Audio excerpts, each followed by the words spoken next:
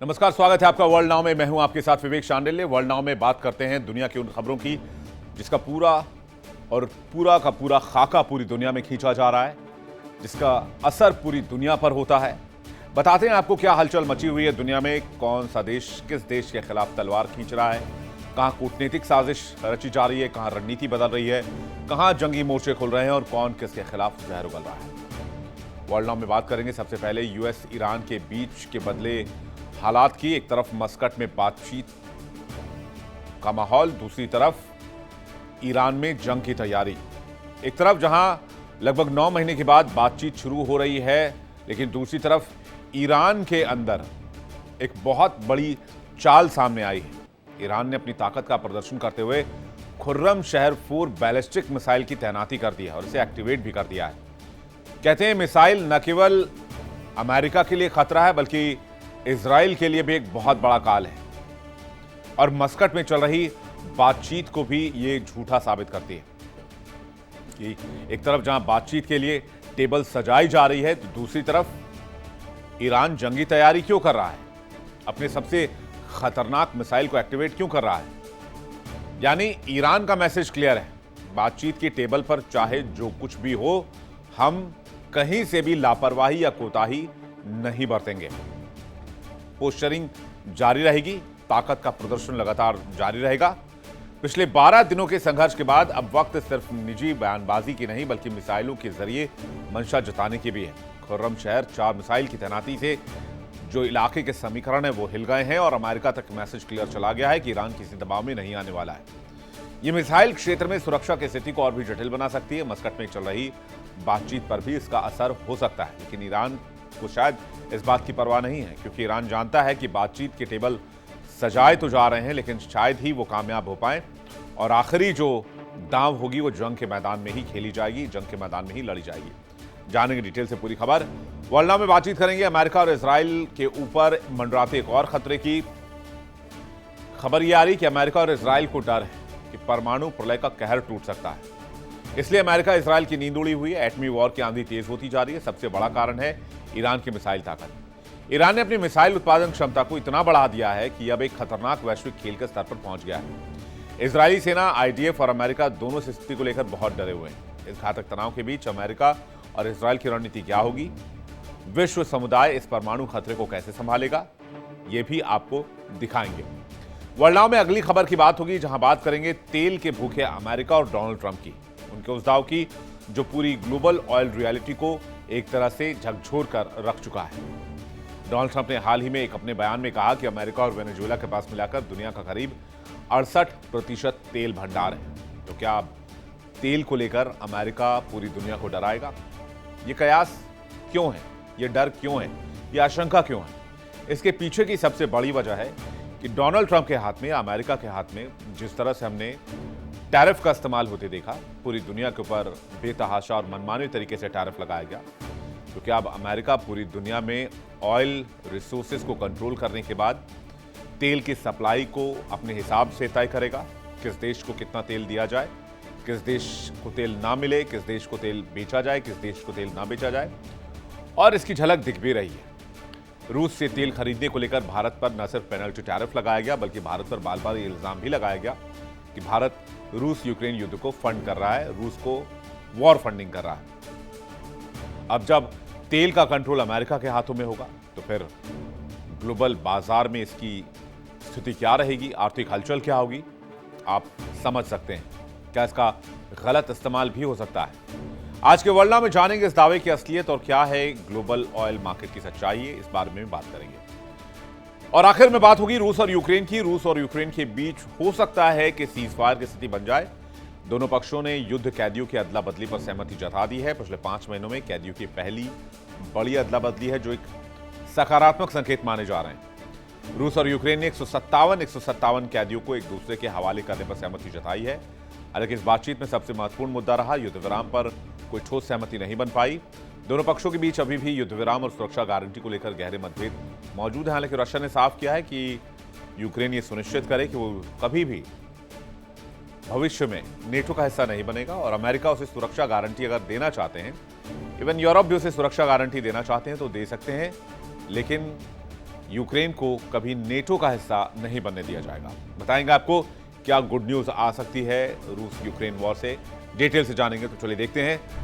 America और Iran आज Oman की राजधानी मस्कट में करीब 9 महीने के बाद बातचीत शुरू कर रहे हैं। ये बातचीत ऐसे समय पर हो रही है जब क्षेत्रीय तनाव चरम पर है। मस्कट में परमाणु बातचीत के बीच ईरान बाजीगरी दिखा रहा है। ईरान ने खुर्रम शहर 4 बैलिस्टिक मिसाइल को एक्टिवेट कर दिया है। एक तरफ बातचीत और एक तरफ आईसीबीएम इंटरकॉन्टिनेंटल बैलिस्टिक मिसाइल को एक्टिवेट करना आखिर क्या बताता है? मस्कट में बातचीत की कोशिश और इस तरफ मिसाइल तैनाती का संदेश। यानी ईरान यह कह रहा है कि बातचीत अपनी जगह पर ठीक है, लेकिन ईरान दुश्मनों को कोई मौका नहीं देगा। आपको बता दें कि ईरान ने मैसेज क्लियर कर दिया है, सिर्फ बयान नहीं, मिसाइलें भी बोलेंगी अगर थोड़ी सी भी चूक हुई। अमेरिका ये ना समझे कि बातचीत पर टेबल पर बैठने के बाद ईरान अपने रुख में थोड़ी भी नरमी बरतेगा। ईरान ने अपने सबसे खतरनाक बैलिस्टिक मिसाइलों में गिने जाने वाले खुर्रम शहर 4 को तैनात करके इस इलाके में ताकत के समीकरण को हिलाकर रख दिया है। आपको बता दें कि इजराइल ईरान के परमाणु कार्यक्रम को खतरा मानता है और इसलिए इजरायली सेना ने चेतावनी दी है, आईडीएफ ने चेतावनी दी है कि इजराइल परमाणु हथियार के निर्माण में लगा हुआ है और मिसाइल उत्पादन क्षमता लगभग 300 मिसाइल प्रति माह है। 2027-28 तक इजराइल के रक्षा कवच को ईरान पस्त कर सकता है। खुर्रम शहर 4 मिसाइल 2000 किलोमीटर तक सीधे मार करती है। ईरान के निशाने पर इजराइल है डायरेक्ट टारगेट और ईरान ने अमेरिका को भी खुली चेतावनी दे दी है इसी के साथ। ईरान पर हमला हुआ या बातचीत बेनतीजा रही तो युद्ध की हालत में ईरान झुकेगा नहीं, ईरान पलटवार करेगा। और इजराइल ने क्लियर कर दिया है कि वो ईरान के परमाणु सपनों को किसी भी कीमत पर रोकने के लिए तैयार है। वहीं हाल के हफ्तों में राष्ट्रपति ट्रंप ने समझौता नहीं होने पर ईरान पर बमबारी करने की भी धमकी दे दी है। यानी यहां पर त्रिकोणीय खतरा बना हुआ है, इजराइल, अमेरिका और ईरान। अब यह जान लीजिए कि खुर्रम शहर 4 जिस मिसाइल को एक्टिवेट ईरान ने किया है उस मिसाइल की ताकत क्या है। यह मध्यम दूरी की बैलिस्टिक मिसाइल है, MRBM के नाम से इसे आप कह सकते हैं, जानते हैं लोग। अधिकतम रेंज है 1200 से 1500 किलोमीटर। इसके दायरे में इजराइल आसानी से आता है। उत्तर कोरिया के मुसूदान BM-25 मिसाइल पर आधारित है। मोबाइल लॉन्चर से इसे लॉन्च किया जा सकता है, इसे कहीं भी रिलोकेट किया जा सकता है। IRGC की एयर स्पेस फोर्स के अधीन आता है, लंबी दूरी पर सटीक निशाना लगाने की क्षमता है। सीजफायर के बाद अब जब 12 दिन की जंग लड़ी गई इजराइल और ईरान के बीच, उसके बाद उम्मीद थी कि सीजफायर के बाद शांति बनेगी। मिडिल ईस्ट में ईरान इजराइल के संबंध बेहतर होंगे, ईरान अमेरिका के संबंध बेहतर होंगे, क्योंकि तब अमेरिका ने कहा था कि ईरान के परमाणु कार्यक्रम को बहुत समय के लिए डिले कर दिया गया है, इसलिए अमेरिका का मिशन पूरा हुआ। याद कीजिए, डोनाल्ड ट्रंप ने न सिर्फ यह बयान दिया था बल्कि सोशल मीडिया ट्रुथ पर भी यह बयान लिखा था। लेकिन 6 महीने के बाद ही जो हालात मिडिल ईस्ट में बनते दिखे, जिसमें अमेरिका इजराइल के सामने ईरान आकर खड़ा हो गया और अमेरिका ने एक बहुत बड़ी जंगी तैनाती इस इलाके में कर दी। और इस बीच ईरान ने मिसाइल तैनात कर यह साफ कर दिया है कि मामला खामोशी से नहीं बल्कि अगली चाल से पहले की तैयारी है। और जो बात ओमान में चल रही है, मस्कट में चल रही है, वो पहले इस्तांबुल में प्रस्तावित थी, लेकिन ईरान की द्विपक्षीय बातचीत और एजेंडा को केवल परमाणु कार्यक्रम और अमेरिकी प्रतिबंधों तक सीमित रखने के आग्रह के बाद इस जगह को बदलने का फैसला लिया गया। मस्कट में बातचीत का एजेंडा क्या है? लेकिन याद रखिए, बातचीत महज या तो तैयारी को डिले करने का मुखौटा है या फिर एक कोशिश की दोनों तरफ से सटीक मौका देकर हमला करने के लिए इंतजार। बातचीत में जो नेतृत्व है वो ईरान के विदेश मंत्री अब्बास अरागची कर रहे हैं। ट्रंप प्रशासन के विशेष दूत स्टीव विटकॉफ वार्ता में शामिल हुए। 9 महीने के बाद दोनों देशों के बीच पहली बड़ी प्रत्यक्ष मुलाकात है। बातचीत का मुख्य फोकस है ईरान का परमाणु कार्यक्रम, क्योंकि ईरान ने पहले ही कह दिया बात सिर्फ परमाणु कार्यक्रम पर करेंगे। इसके अलावा ईरान ने कहा कि आपको सारे सैंक्शंस हटाने होंगे, क्षेत्रीय सुरक्षा पर फोकस करना होगा। मिसाइल कार्यक्रम पर मतभेद है, क्योंकि ईरान ने कहा मिसाइल कार्यक्रम पर कोई बात नहीं करेंगे। हाँ, यहां पर अमेरिका द्वारा जो सैंक्शंस ईरान पर लगाए गए हैं उसको हटाने को लेकर बातचीत जरूर हो रही है। वार्ता में ईरान की ओर से विदेश मंत्री अब्बास अरागची शामिल है। जैसा कि मैंने आपको बताया, मस्कट में चल रही वार्ता के बीच ईरान ने बड़ा और साफ संदेश दिया है। बातचीत की मेज पर भले ही कूटनीति चल रही हो, लेकिन जंगी तैयारी कहीं से कम नहीं होगी। ईरान के विदेश मंत्री अब्बास अराक्ची तेहरान नहीं, तबस से रवाना हुए। सवाल साफ है, ये संयोग है या सोची समझी रणनीति है? ईरान का मैसेज साफ है कि जंगी तैयारी कम नहीं रखेंगे। मैसेज क्लियर है। अब्बास अराक्ची तबस से ओमान पहुंचे। साल 1980 में तबस में अमेरिकी ऑपरेशन तबस में यूएस ने चलाया था। तब ऑपरेशन ईगल क्लॉ नाम का एक ऑपरेशन चलाया गया था और यूएस दूतावास कर्मचारियों को बचाने का ऑपरेशन था। ऑपरेशन ईगल क्लॉ में 8 यूएस के जवान मारे गए थे और इसी जगह से ईरान के विदेश मंत्री का उड़ान भरना यह अमेरिका के जख्मों को कुरेदने जैसा है। यानी एक तरह से अमेरिका पर तंज कि इतिहास को याद रखो कि तुम्हें सबक सिखाया गया था और आगे भी तुम्हें सबक सिखाया जा सकता है। मस्कट में बातचीत चल रही है। ईरान जंगी तैयारी कर रहा है। ईरान कह चुका है ना झुकेंगे, ना जल्दबाजी करेंगे और ना ही किसी अल्टीमेटम को मानेंगे। दूसरी तरफ ओमान की शान जमीन पर कूटनीति की मेज सजी हुई है, लेकिन पर्दे के पीछे अमेरिका और ईरान के बीच तलवार खींची हुई है। ओमान में बातचीत तो चल रही है, लेकिन अमेरिका की जंगी तैयारी के संकेत भी मिल रहे हैं। मिडिल ईस्ट में यूएसएस अब्राहम लिंकन की तैनाती है। सबसे शक्तिशाली एयरक्राफ्ट कैरियर ऑपरेशन का वीडियो भी जारी किया गया था। एयरक्राफ्ट कैरियर से फाइटर जेट की उड़ान, न्यूक्लियर पावर से लैस है एयरक्राफ्ट कैरियर। दुश्मन देश के अंदर तबाही मचाने की ताकत रखता है। 90 फाइटर जेट इस एयरक्राफ्ट कैरियर पर मौजूद हैं। संकेत नंबर 2, अमेरिकी मूवमेंट से तेहरान में काफी हलचल देखने को मिली। हमले के डर से ईरानी नेतृत्व ने कई अहम फैसले लिए। स्मार्टफोन और मीटिंग्स पर सख्त पाबंदियां लगाई गई। अटैक के जो हालात थे उसके बीच सुरक्षा के इंतजाम खड़े किए गए। संकेत नंबर 3, 35 लड़ाकू F-15 की जॉर्डन में तैनाती की गई। गल्फ क्षेत्र में थर्ड पेट्रियट सिस्टम लगाए गए। मिडिल ईस्ट में यूएसएस अब्राहम लिंकन को खड़ा कर दिया गया और इसके पीछे पीछे एक और aircraft carrier USS George W. Bush भी यहां पर फिट कर दिया गया।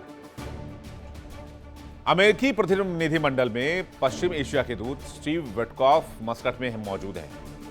वो ईरान के साथ बातचीत कर रहे हैं, लेकिन ईरान की चारों ओर घेरेबंदी है। अमेरिका चाहता है कि वो ईरान को चारों तरफ से घेर ले और इतना इमेंस प्रेशर बनाए कि ईरान उस दबाव में टूट जाए और अमेरिकी शर्तों को मानने के लिए मजबूर हो जाए।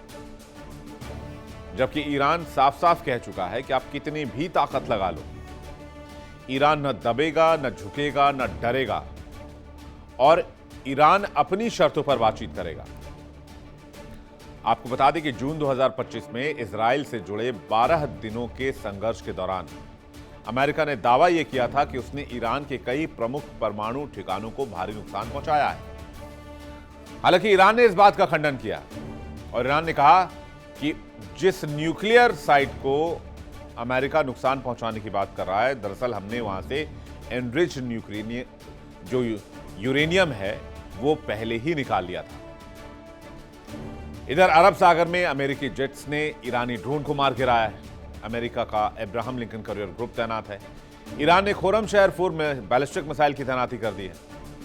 ईरान ये भी कह रहा है कि शाहिद 139 ड्रोन को जिसको अमेरिका ने मार गिराया उसने अपना मिशन पूरा कर लिया और यूएसएस अब्राहम लिंकन को डुबाने की पूरी जानकारी अब उसके पास है और कैसे हमला करेंगे, किस तरह से करेंगे, हर एक जानकारी, हर एक इंफॉर्मेशन, हर एक फोटो, हर एक तैनाती उसके पास मौजूद है। यानी परमाणु और मिसाइल कार्यक्रम पर साथ ही साथ जंग को लेकर दोनों देशों में अविश्वास बरकरार है। ना ईरान अमेरिका पर भरोसा करने को तैयार है, ना अमेरिका ईरान पर भरोसा करने को तैयार है। इसी बीच अमेरिका के विदेश विभाग ने ईरान में मौजूद अमेरिकी नागरिकों के लिए एडवाइजरी भी जारी कर दी। अमेरिकी वर्चुअल एम्बेसी ने नागरिकों से तुरंत ईरान छोड़ने की अपील कर दी है। इसमें कहा गया है कि अमेरिका सरकार की मदद पर निर्भर हुए बिना देश छोड़ने की योजना बना ले। उड़ानों के रद्द होने या बाधित होने की आशंका जताई गई है। जो लोग नहीं निकल सकते उन्हें सुरक्षित जगहों पर रहने, जरूरी सामान रखने और प्रदर्शन से दूर रहने, स्थानीय मीडिया पर नजर बनाए रखने और परिवार से संपर्क में रहने की सलाह दी गई है। अब इसके मायने क्या है? इसका मतलब ये कि क्या अमेरिका किसी बड़े एक्शन की तैयारी कर रहा है या फिर किसी बड़े हमले की तैयारी कर रहा है, या ईरान के अंदर कोई बड़ा ऑपरेशन चला सकता है, या ईरान के ग्राउंड पर कोई सोल्जर उतारने की तैयारी कर रहा है। अगर अमेरिका ये कह रहा है कि आने वाले समय में उड़ान बाधित हो सकती है, मतलब ईरान के एयर स्पेस को नो फ्लाई जोन घोषित किया जा सकता है। और युद्ध की स्थिति में ऐसा होता है जब कोई देश अपनी सीमा को लॉक कर देता है। अभी कुछ दिन पहले जब यूएसएस अब्राहम लिंकन ईरान की सीमा पर पहुंचा था, तब ईरान ने अपने एयर स्पेस को बंद कर दिया था। वो तस्वीर हमने आपको दिखाई थी। याद कीजिए ऑपरेशन सिंदूर, जब पाकिस्तान ने पूरे पाकिस्तान को नो फ्लाइंग जोन घोषित कर दिया था और हिंदुस्तान ने राजस्थान और पंजाब के एरिया को नो फ्लाइंग जोन घोषित किया था। वहां पर कोई प्लेन नहीं उड़ रहे थे और अब एडवाइजरी अमेरिका की तरफ से आई है कि ईरान में आने वाले समय में उड़ानें प्रभावित हो सकती हैं, बाधित हो सकती हैं। मतलब ईरान नो फ्लाई जोन बन सकता है, वॉर जोन बन सकता है। इसलिए अमेरिकी वहां से पहले निकल जाए और इसलिए अमेरिका और ईरान के बीच ओमान में चल रही बातचीत पर पूरी दुनिया की निगाहें टिकी हुई हैं। लेकिन ऐसा लगता है कि वॉशिंगटन खुद ही ये नहीं तय कर पा रहा है कि आखिर ये वार्ता कामयाब भी होगी या नहीं होगी, क्योंकि एक तरफ बातचीत के टेबल पर बैठे हैं, दूसरी तरफ एडवाइजरी जारी करके कह रहे हैं कि अमेरिकी नागरिक वहां से निकल जाए। तो या तो अमेरिका हमला करना चाहता है, बातचीत सिर्फ बहाना है, ईरान निशाना है, क्योंकि एक साथ दो चीजें नहीं हो सकती। एक तरफ आप एडवाइजरी भी जारी करें, दूसरी तरफ आप बातचीत भी करें। इसके पीछे कोई साजिश नजर आती है। वहीं तुर्की के राष्ट्रपति एर्दोआन और जर्मनी के चांसलर ने संघर्ष रोकने की अपील की है। दूसरी तरफ खाड़ी अरब देशों की नींद उड़ी हुई है। उन्हें डर है अगर अमेरिका ने सैन्य कार्रवाई की तो ईरान पूरे इलाके को फूंक डालेगा। जवाबी हमले में पूरे इलाके में युद्ध की आग भड़क जाएगी, क्योंकि ईरान की जो मिसाइल ताकत है वो बहुत मजबूत है। वो अकेले पूरे मिडिल ईस्ट को फूंकने की ताकत रखता है। यहां तक कि इजराइल पर भी बड़ा अटैक कर सकता है, जिससे इजराइल को बड़ा नुकसान हो सकता है। चलिए आपको यह भी बताते हैं कि ईरान ने तुर्की की जगह ओमान में बातचीत की शर्त क्यों रखी, क्यों अमेरिका भी इसके लिए तैयार हो गया। ईरान ने ओमान को इसलिए पसंद किया क्योंकि ओमान लंबे समय से ईरान और अमेरिका के बीच न्यूट्रल और विश्वसनीय मीडिएटर रहा है। 2013 से अमेरिका और ईरान के बीच कई दौर की बैक चैनल न्यूक्लियर बातचीत ओमान में ही हुई। ओमान को न तो तेहरान, न ईरान और न ही अमेरिका का विरोधी माना जाता है। इसके साथ साथ वो क्षेत्रीय राजनीति में भी शामिल नहीं है, यानी ईरान को तुर्की में बातचीत से ज्यादा मुद्दों का दायरा बढ़ने का खतरा था।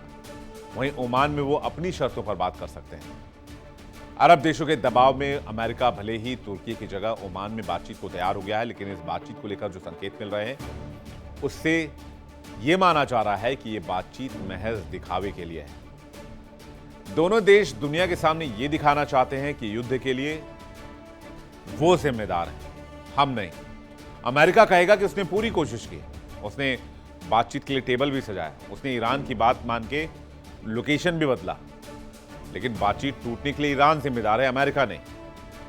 वहीं ईरान की तरफ से बातचीत टूटने के लिए अमेरिका को जिम्मेदार ठहराया जाएगा। ईरान कहेगा कि हमने कहा था परमाणु कार्यक्रम पर हम बात करने के लिए तैयार हैं, लेकिन अमेरिका कह रहा है अपने मिसाइल कार्यक्रम को भी सरेंडर कर दो, प्रॉक्सीज को अमेरिका के हवाले कर दो और वहां की सरकार हमारे हिसाब से चलेगी और तेल भी अमेरिका कंट्रोल करेगा, जिसे ईरान कभी नहीं मानेगा। इसलिए जंग के लिए अमेरिका जिम्मेदार है। ईरान और अमेरिका के बीच अविश्वास की खाई यानी कि बहुत गहरी हो चुकी है, लेकिन ये विश्वास की खाई बनी कब से? इस विश्वास की खाई की शुरुआत हुई 1979 से, जब इस्लामिक क्रांति की शुरुआत हुई। ये ट्रस्ट डेफिसिट ऐतिहासिक है जो दशकों से बढ़ती ही रही। दोनों देशों को आज की तारीख में एक दूसरे पर भरोसा नहीं है, लेकिन ऐसा नहीं है कि ईरान अमेरिका हमेशा से दुश्मन थे। ईरान और अमेरिका कभी गहरे दोस्त हुआ करते थे। आपको ये जानकर हैरानी होगी कि ईरान के परमाणु कार्यक्रम को शुरू करने वाला कोई और नहीं बल्कि अमेरिका ही था। अमेरिका ने सबसे पहले परमाणु ऊर्जा टेक्नोलॉजी ईरान को दी थी। हालांकि ये अविश्वास की खाई कैसे गहरी होती रही, ये पहले जानिए। 1953 में ऑपरेशन अजैक्स चलाया गया। यह अमेरिकी समर्थित तख्ता पलट था ईरान के अंदर। इसके बाद शाह मोहम्मद रेजा पहलवी सत्ता में आए और 1979 तक, 1953 से 1979 तक शाह पहलवी सत्ता में रहे और माना यह जाता है कि इसी दरमियान परमाणु कार्यक्रम की ईरान में शुरुआत हुई। फिर 1979 में इस्लामिक क्रांति हुई और उसके बाद आयतुल्ला खुमैनी का शासन वहां स्थापित हुआ। लेकिन जानकार यह भी बताते हैं कि आयतुल्ला खुमैनी की वापसी भी अमेरिका ने करवाई 1979 में, क्योंकि शाह मोहम्मद रेजा पहलवी जो थे वो अभी तक तो अमेरिका के इशारे पर चल रहे थे, यानी कि 1979 तक। लेकिन अब वो राष्ट्रवाद की बात करने लगे थे। वो ईरान के जो है वो भलाई की बात करने लग गए थे, या ईरान के ऑयल को ईरान के हिसाब से कंट्रोल करने की बात करने लग गए थे। तो कहते हैं कि 1979 में शाह मोहम्मद रेजा पहलवी की सत्ता को बदलकर इस्लामिक क्रांति करवाने वाला और आयतुल्ला खुमैनी के शासन को लाने वाला भी अमेरिका ही था। फिर इस्लामिक गणराज्य की स्थापना हुई। इसके बाद यहां अमेरिकी दूतावासी संकट में आ गया। 52 अमेरिकी बंधक बना लिए गए, 444 दिनों तक कैद रहे। इसके बाद परमाणु कार्यक्रम जो ईरान का था वो भी विवादों में आ गया, क्योंकि न्यूक्लियर ईंधन देने से अमेरिका ने मना कर दिया, क्योंकि कार्यक्रम ही अमेरिका ने शुरू किया था। दशकों से फिर अमेरिकी प्रतिबंध यहां पर नाफिज किए गए। हमने देखा किस तरह से ईरान पर सैंक्शंस लगाए गए। नतीजा यह हुआ कि 1953 के बाद से 1979 तक यह विश्वास तो बहुत अच्छे से चलता रहा। अमेरिका और रिलेशंस जो ईरान के साथ थे वो बहुत नॉर्मल थे, स्मूथ थे।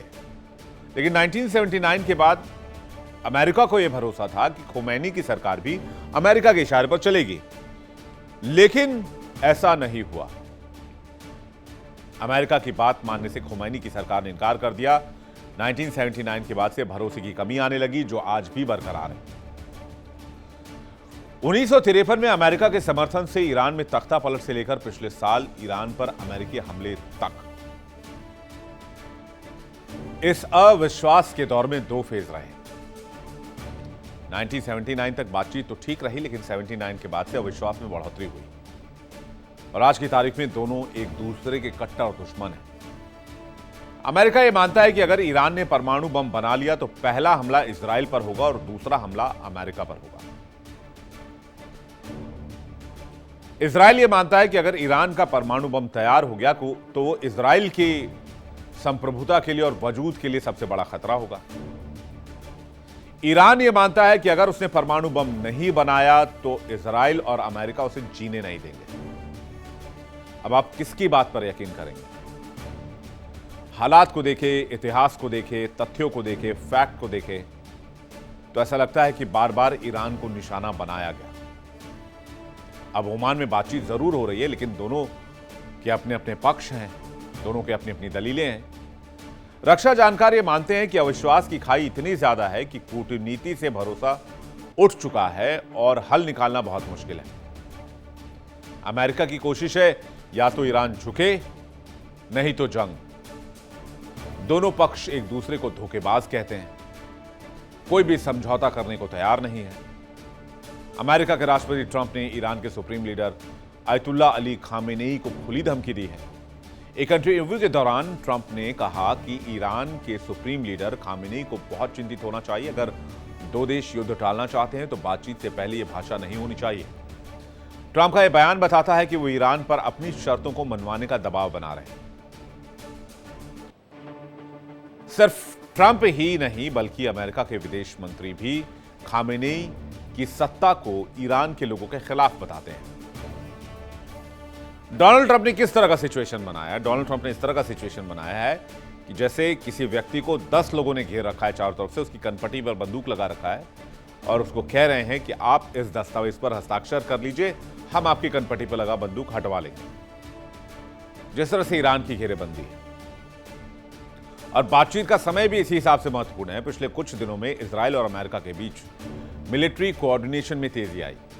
इजराइल डिफेंस फोर्स के प्रमुख लेफ्टिनेंट जनरल इयाल जमीर 4 दिन पहले वॉशिंगटन का गुप्त दौरा करने पहुंचे थे। उन्होंने पेंटागन में अमेरिकी सेना प्रमुख जनरल डैन कैन और दूसरे वरिष्ठ अमेरिकी रक्षा अधिकारियों से मुलाकात की।